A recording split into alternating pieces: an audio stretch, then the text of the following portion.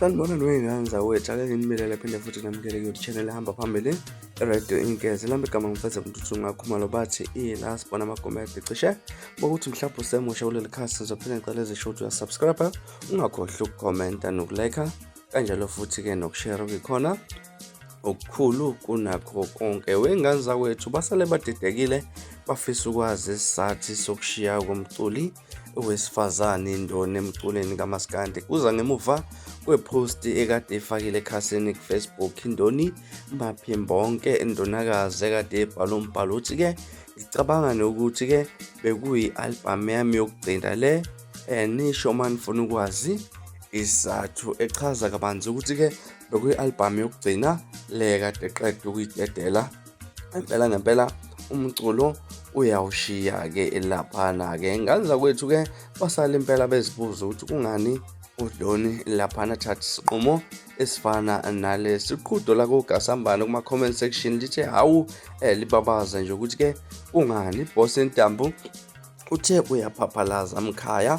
uKhaya acele niyasho nje, sifuna ukwazi soze sithini ukuze siyozwakala sokuceba kumphathi wakho njalo. Ubhale kanjalo. Lady Smith Majola, njengoba sizwe wangena emculweni ukhipha ama-album ukwazi ukhipha isingile kumadonsela ndonsi uthi sisidoni, kodwa kwayi ngobani kungani ukhetha ukushiya umculo? Mandla Sothondosa uthi kwenzakalani manje qhawe awuke unabe ekabanzi. Bongani Xulu, ngicela ungiphe isizathu esisuki manje ngididekile. Umzukulu kaMabhokwe elandlini uthi asifuna leso sizathu, thina sifuna esokwehla ngayo ngoDisemba. Malusi inkunzi yokukakwadube uthi khuluma silalele. Utsheli Lasbon kaMasmith Mabasa uthi ngeke-ke ukwenze lokho Maphimbonke ngiyazi. Uthisha wamonono uvusa uthi hwayi mosi usemncane empulweni, usemncane emculweni. Brazo Bobesi uthi mase kuba ubani-ke ozoshintsha amaphimbo ezigomeni. Ingane zakwethu baningi kakhulu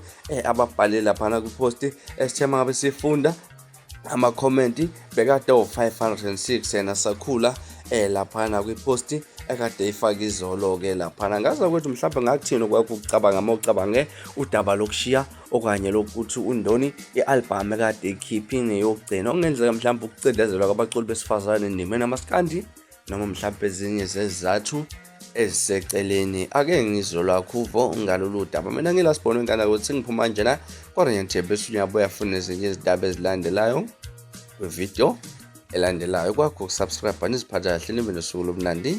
Ngithanda kakhulu.